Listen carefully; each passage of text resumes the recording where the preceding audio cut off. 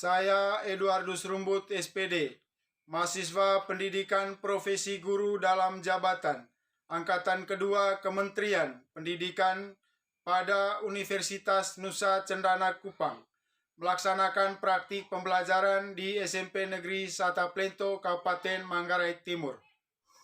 Selamat pagi anak-anak. Selamat pagi, salam satu hati, yes, yes, yes. Baik, terima kasih. Tepuk konsentrasi 1 kali, 2 kali, 3 kali, yes, yes, yes. Baik, terima kasih. Sebelum kegiatan pembelajaran kita mulai, kita awali dengan doa. Saya minta Nini mengangkat kita dalam doa. Siapkan hati dan bagi kita untuk berdoa dalam nama Bapa, Silakan duduk. Terima kasih, Pak.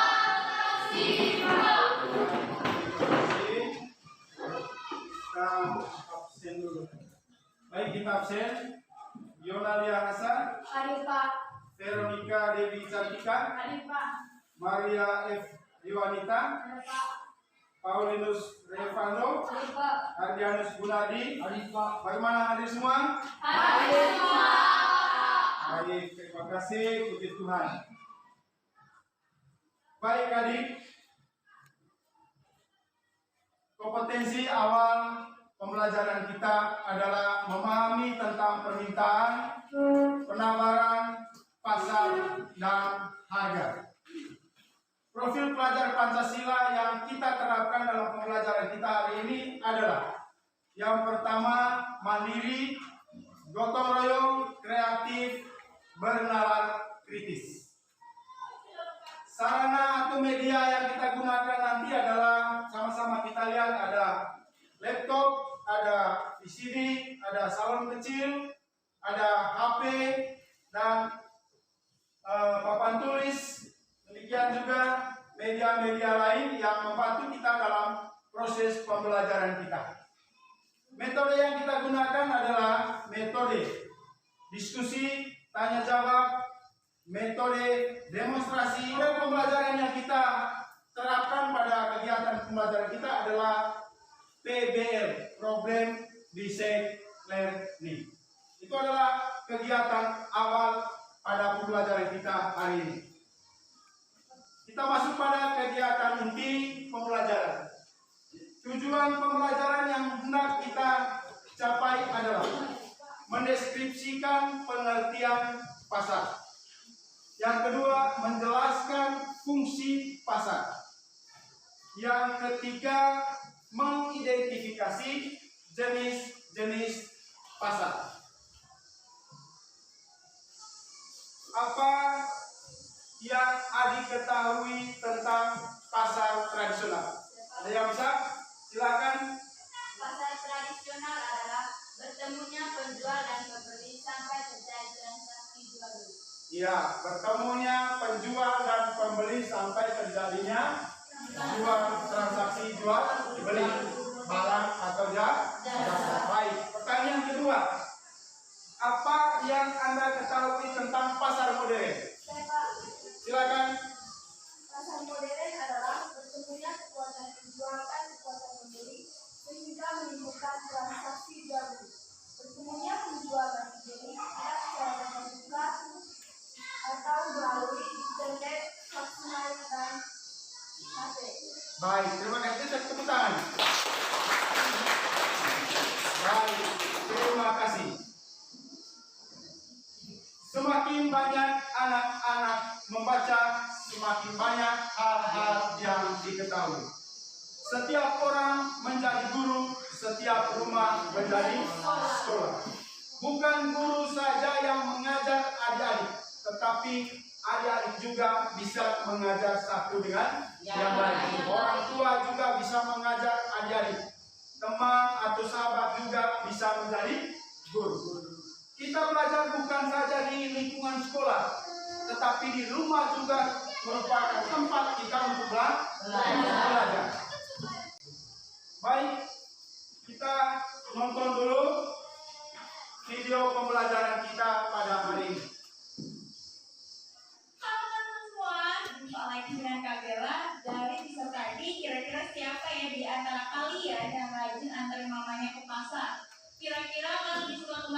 pasar tradisional atau pasar modern seperti supermarket. Ayo, kalau kakak sih ya suka belanja di mana aja, yang paling penting itu harganya murah. Tapi ya teman-teman, secara general kalian sudah paham belum pengertian dari pasar? Kalau berbicara soal pasar, pastinya kita tahu ya teman-teman, kalau pasar itu merupakan tempat untuk membeli barang apa saja yang kita butuhkan. Jadi kita bisa mengartikan pasar sebagai tempat bertemunya antara penjual dengan pembeli untuk melakukan jual beli barang dan jasa. Oh iya, untuk informasi tambahan, penjual juga kita sebut sebagai produsen teman-teman, dan untuk pembeli kita sebut konsumen. Nah, jadi itu ya pengertian dari pasar.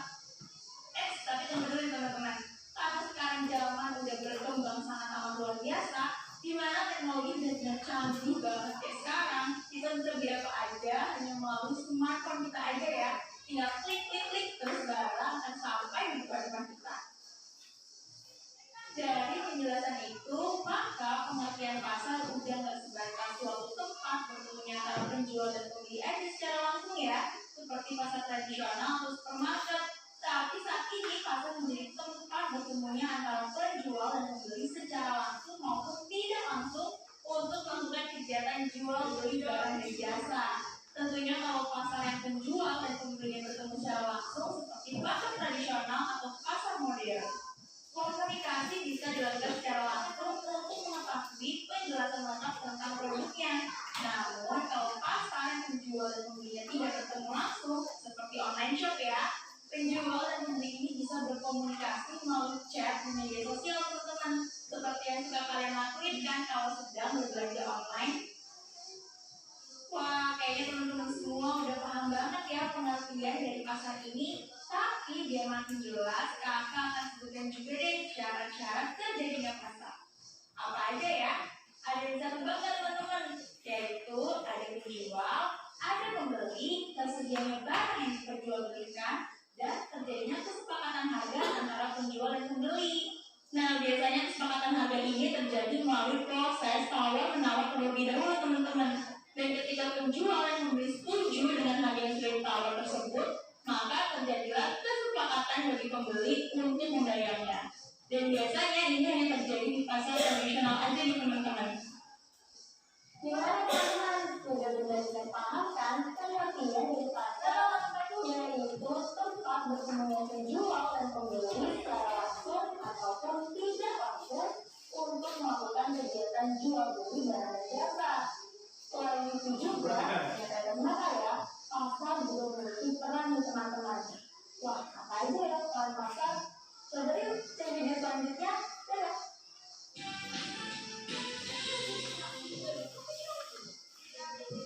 Ya, baik, kita padukan.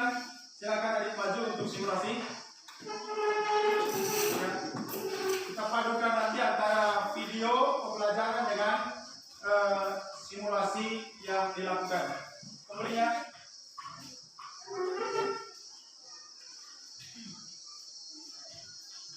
ya, baik, kita saksikan demonstrasi pasar yang dilakukan oleh teman kita. Silakan. Selamat siang Bu. Selamat siang, Mas. Saya boleh lihat barang-barangnya Bu? Boleh. Kalau yang ini saja Kalau ini startingnya harganya 50.000 loh, Pak. aduh tidak bisa turun 10.000 ke supaya jadi 40.000.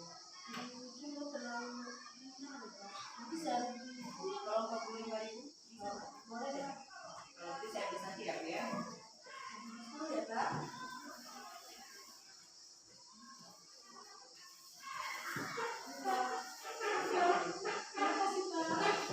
Mari Bu. Baik, kita saksikan simulasi yang kedua. Halo, selamat siang. Siang, Bu.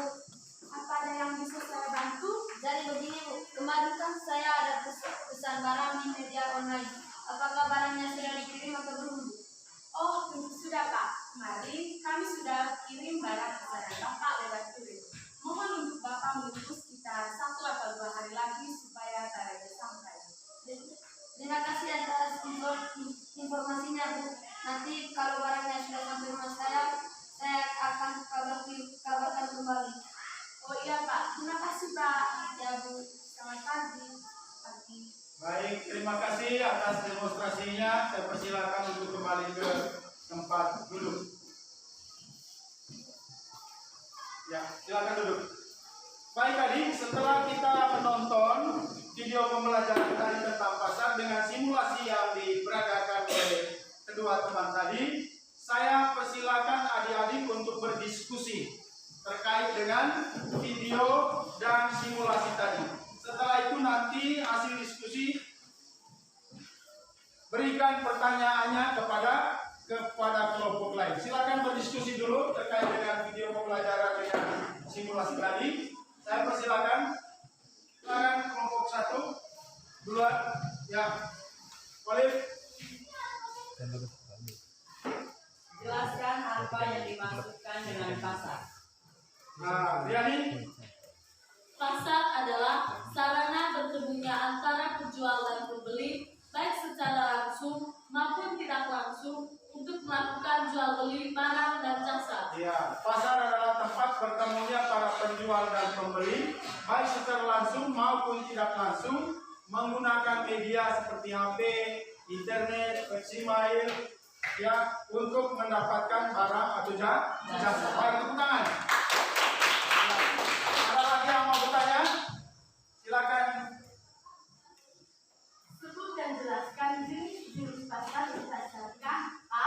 Barang yang diperjualbelikan, dan B. Waktu terjadinya. Iya, menurut barang yang diperjualbelikan berdasarkan waktunya.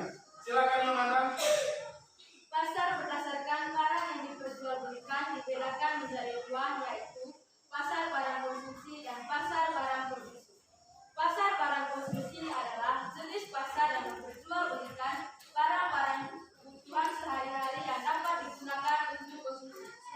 Pasar barang produksi adalah pasar yang memperjualbelikan faktor-faktor produksi yang berguna bagi kelancaran proses produksi. Oke. Ya, terkait dengan wujudnya, waktunya, silakan. Jenis pasar berdasarkan waktu terjadinya dibedakan menjadi 4 jenis. Yang pertama, pasar harian adalah pasar yang berlangsung setiap hari. Yang kedua, pasar mingguan adalah pasar yang diselenggarakan hanya 1 kali dalam 1 minggu pada hari-hari tertentu. Yang ketiga, pasar bulanan adalah pasar yang diselenggarakan 1 kali dalam 1 bulan. Dan yang terakhir, pasar tahunan adalah pasar yang diselenggarakan 1 kali dalam 1 bulan. Baik, kita tepuk tangan. Kita mengambil kesimpulannya bahwa pasar itu terbagi atas dua. Ada pasar tradisional, ada pasar modern. Kalau pasar tradisional itu pasar di mana ada penjual, ada pembeli, ada barang yang diperjualbelikan, ada kesepakatan harga. Sedangkan pada pasar modern itu adalah pasar di mana antara penjual dan pembeli tidak bertemu secara langsung, tetapi menggunakan media untuk mendapatkan barang atau jasa. Baik, kita lihat dulu ringkasan materi yang akan kita pelajari. Ya, kita lihat materi IPS Ilmu Pengetahuan Sosial kelas 7. Ini pasar. Fungsi pasar terbagi atas 2. Ada atas 3. Fungsi promosi, distribusi, fungsi pembentukan harga, dan fungsi promosi. Peranan pasar terbagi atas 3. Peranan pasar bagi konsumen, peranan pasar bagi produsen, dan peranan pasar bagi pemerintah. Ya. Ya, Pak. Jenis pasar. Jenis pasar berdasarkan wujudnya.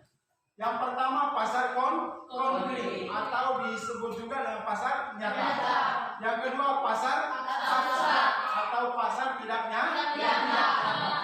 Contoh pasar abstrak, ada pasar modal, ada pasar uang, ada pasar barang berjangka, ada pasar tenaga kerja. Kita bisa lihat ini adalah pasar modal, ya, pasar uang, ya.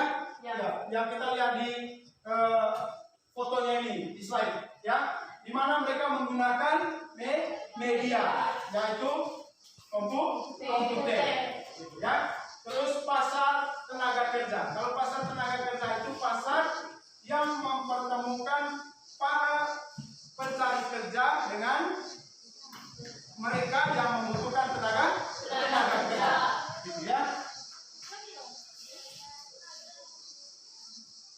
kita lihat lagi pasar berdasarkan barang yang diperjualbelikan. Ada dua, ada pasar barang konsumsi, ada pasar barang produksi, ada pasar berdasarkan waktu, yaitu pasar harian, pasar mingguan, pasar bulanan, dan pasar tahunan.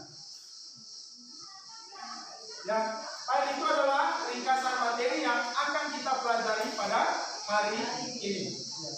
Baik, itu adalah orientasi peserta didik. Sekarang kita mengorganisasikan peserta didik berdasarkan kelompok diskusi. Sudah bagi kelompok? Sudah. Oke, saya akan membagi LKPD ini ya.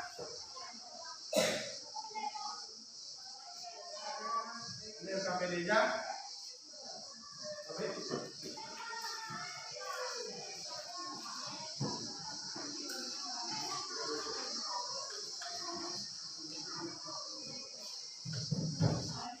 Baik, saya ingin jelaskan sedikit bagaimana cara pengerjaan LKPD. Baik, mari mengerjakan LKPD sesuai dengan pertanyaan yang ada di lembar kerja peserta didik. Setelah Anda mengerjakannya nanti, kita melakukan proses tanya jawab antara kelompok satu dengan kelompok yang lain. Baik, saya mempersilakan adik-adik untuk mengerjakan tugas LKPD-nya. Silakan, bisa menggunakan HP, mencari informasinya, bisa juga dengan sumber buku mata pelajaran. Mana sudah selesai? Sudah? Baik, terima kasih. Kita lanjut dengan tanya jawab hasil diskusi kelompok. Silakan. Kelompok satu. Berdiri. Jelaskan pengertian pasar. Ya, Yona.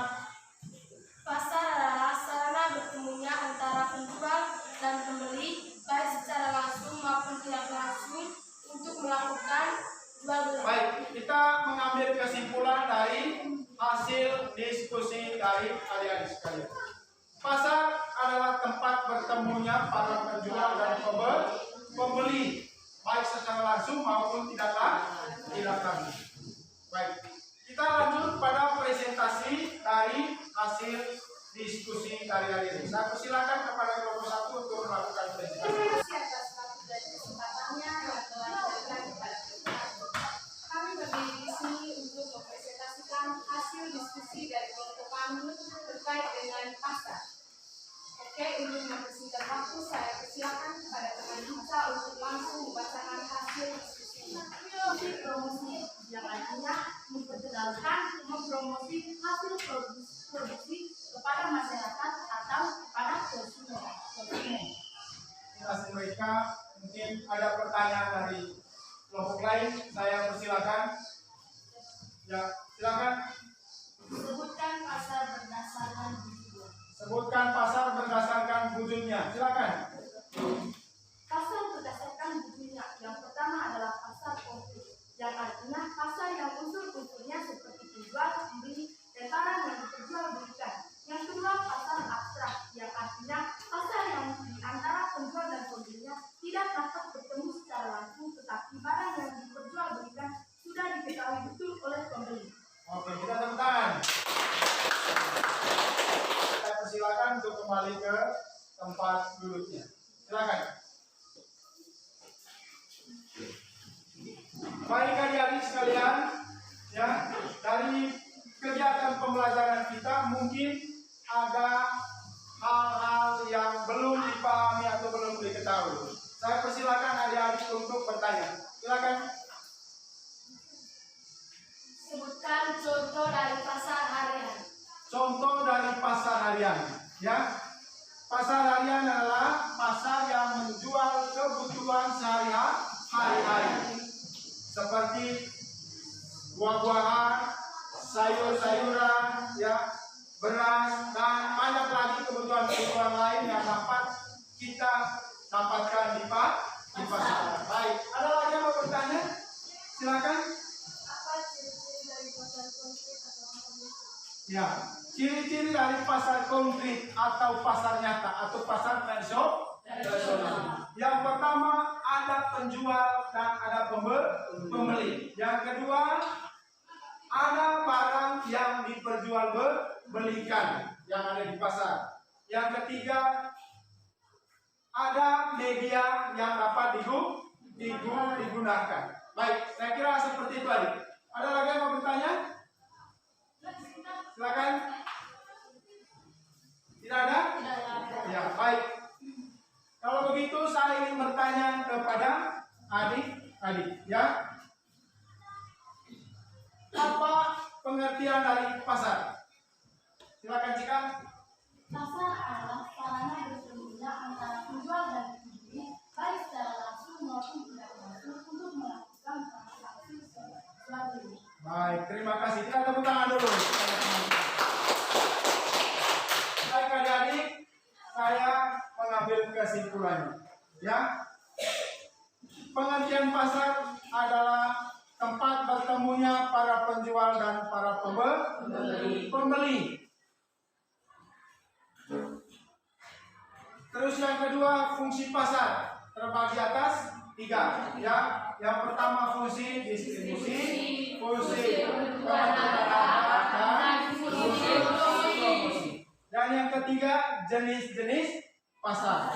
Pasar berdasarkan wujudnya, pasar berdasarkan barang yang diperjualbelikan, pasar berdasarkan luas jangkauan distribusinya, pasar berdasarkan waktunya. Baik adik-adik,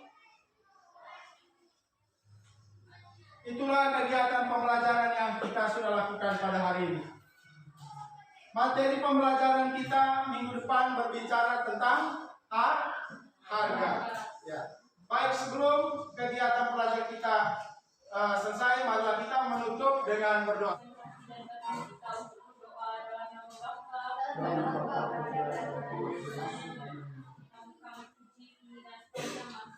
Amin. Dalam nama Bapa, Putra, dan Roh Kudus. Amin. Tepuk terima kasih. Hati kami, mulut kami bilang terima kasih. Baik, terima kasih. Silakan duduk. Baik adik, kegiatan pembelajaran kita sampai hari ini. Baiklah adik pulang ke rumah masing-masing. Terima kasih. Selamat siang.